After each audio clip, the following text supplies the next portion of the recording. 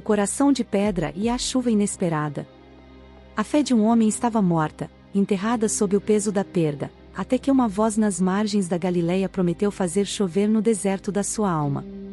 O som era seco. Pó.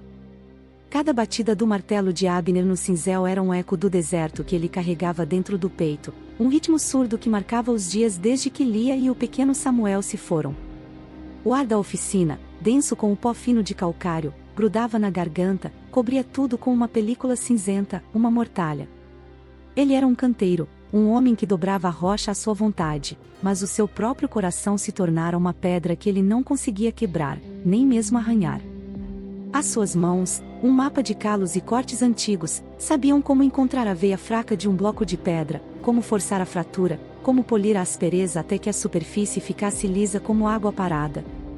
Mas essa habilidade não lhe servia de nada contra a rocha que se instalara sob as suas costelas. Lá fora, a vida insistia.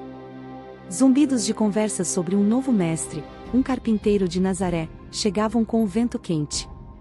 Curas, milagres, palavras que diziam, tinham o peso da própria verdade. Abner limpava o suor da testa com o dorso da mão suja, um gesto de enfado. Tolices. Histórias para consolar crianças e desesperados. A única verdade era a solidez da pedra, o choque da ferramenta, o vazio frio na esteira ao seu lado quando o primeiro raio de sol invadia a casa. Tamar, a filha do vizinho, às vezes parava à sua porta. Os olhos dela tinham uma calma que o irritava, uma paz que parecia uma acusação. Ela trazia pão, um pedaço de queijo, e falava baixo sobre a esperança, sobre o tal mestre que ensinava sobre um amor mais forte que a morte. Abner nunca a convidava a entrar. Apenas um aceno brusco, os lábios uma linha fina. Pegava a comida, mas as palavras dela batiam nele e caíam no chão, inúteis como seixos. Palavras não devolviam o calor de uma mão, o som de uma risada. O trabalho era a sua fuga, a sua oração sem fé. Uma litania de esforço que o deixava exausto, o corpo dolorido, a mente vazia o suficiente para conseguir algumas horas de sono sem sonhos. Ele esculpia para os ricos, para os mortos, cada entalhe uma forma de não pensar, de não sentir o buraco que o devorava por dentro. Via os grupos na estrada, os rostos acesos por uma excitação que lhe parecia tola, caminhando em direção ao mar da Galileia. Ele se virava, o desprezo um gosto amargo na boca, e batia no cinzel com mais força. A sua fé era no peso da pedra, na dor dos seus ombros, no silêncio da sua casa. Uma crença sólida, inabalável, no poder da perda. O pó de calcário que ele respirava parecia ter se assentado em seus pulmões, em seu coração, tornando cada respiração, cada batida, um esforço pesado e cinzento. A luz que entrava pela porta era um portal para um mundo do qual ele não queria mais fazer parte. Ele preferia a penumbra, o cheiro de pedra partida e a companhia das suas memórias, afiadas como as suas melhores ferramentas.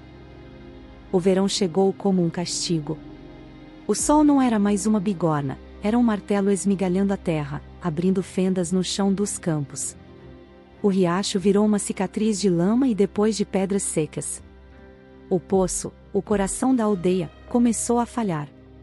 Os baldes subiam quase vazios, trazendo uma água turva que tinha o gosto metálico do desespero. O medo, antes um sussurro, agora era uma presença constante, uma sombra nos olhos de todos. A oficina de Abner virou uma fornalha. O pó grudava na sua pele suada, uma segunda pele de argila. Até a sua força, a única coisa que lhe restava, parecia vacilar sob o calor. Ele via Tamar e não entendia. Enquanto os outros se fechavam, guardando cada gota d'água, ela continuava a partilhar o pouco que tinha. O seu cântaro nunca estava cheio, mas também nunca estava vazio.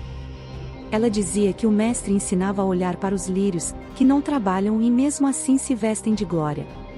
Abner olhava para suas mãos, para a força que se esvaía delas, e pela primeira vez sentiu o quão frágil era sua fortaleza. A sua força movia pedras, mas não fazia chover. A sua habilidade construía túmulos, mas não enchia um poço. A sua teimosia, o seu orgulho, de repente pareceu uma estupidez. Uma noite, o calor o expulsou de casa. Ele ficou do lado de fora, olhando o céu impiedoso, cheio de estrelas indiferentes. Ouviu uma tosse seca vindo da casa ao lado, o filho doente de um vizinho. A imagem do seu Samuel, o corpo pequeno queimando em febre, o atingiu com a força de um soco no estômago. Ali, sob o olhar de 1 milhão de estrelas silenciosas, algo trincou dentro dele. Não era fé. Era desespero puro. A necessidade de fazer qualquer coisa que não fosse apenas esperar.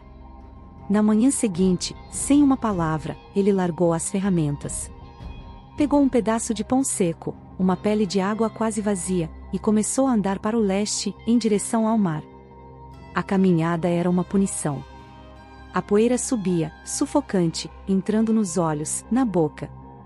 O sol batia na sua nuca sem piedade. Ele não tinha a esperança dos outros peregrinos que encontrava, ele caminhava com o passo pesado de um homem indo ao encontro de uma sentença. Não sabia o que procurava. Talvez a prova de que tudo era uma farsa, para poder voltar e se fechar de vez no seu cinismo. Ou talvez, numa parte secreta de si, ele quisesse que fosse verdade. Queria que existisse algo maior que a febre, que a seca, que o silêncio de um túmulo. Cada passo era uma guerra dentro dele, o cético contra o suplicante, uma batalha travada no chão rachado da sua própria alma. Quando finalmente viu o azul do mar da Galileia, o brilho da água feriu seus olhos.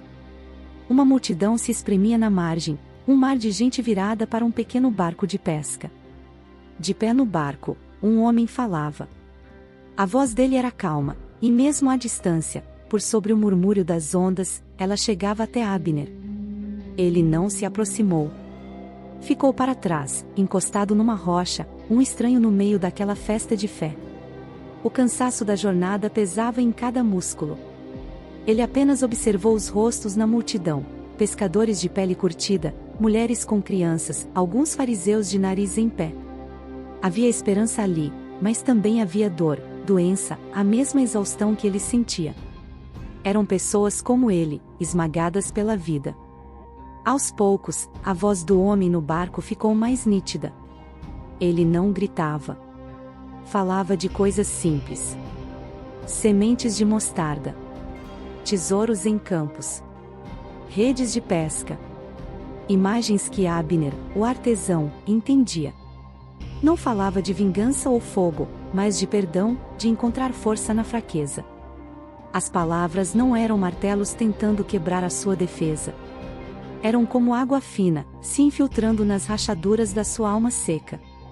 O homem falou de um pai que sabe de cada pardal que cai, que conta os cabelos de cada um. A imagem, tão simples, o atingiu. Ele pensou no cabelo fino de Samuel. A dor ainda estava lá, uma brasa, mas pela primeira vez, não era uma dor solitária. Foi então que o ar mudou. Uma brisa fresca soprou do oeste. O céu, antes de um azul cruel, começou a se cobrir de nuvens cinzentas. Um murmúrio de espanto correu pela multidão. E caiu a primeira gota. Atingiu a testa empoeirada de Abner, um choque frio. Depois outra. E mais outra. Em segundos, uma chuva mansa e constante caía sobre a terra sedenta. Não foi um dilúvio, não foi um espetáculo. Foi só chuva. Mas para Abner, foi tudo. Ele viu as pessoas levantando os rostos, rindo, chorando. O cheiro de poeira molhada, o cheiro de vida, encheu o ar. Ele olhou para suas mãos, vendo a sujeira se transformar em lama e ser lavada. O homem no barco parou de falar. Abner não se moveu. Ficou parado na chuva, sentindo a lavar não só a sua pele, mas a crosta de amargura em seu coração. O milagre não foi a chuva. Foi a sensação de que algo, enfim, podia voltar a crescer dentro dele. A sua caminhada de volta foi diferente. O ar estava limpo. Ao chegar à aldeia, não disse nada. A sua primeira ação foi pegar as ferramentas e ir até o poço. Começou a examinar as pedras, a testar a estrutura, planejando o conserto. Tamar ouviu e sorriu, um sorriso que entendia tudo. Ele apenas acenou com a cabeça. Pegou o martelo. O som do golpe na pedra não era mais o eco do vazio. Era o som de um homem recomeçando.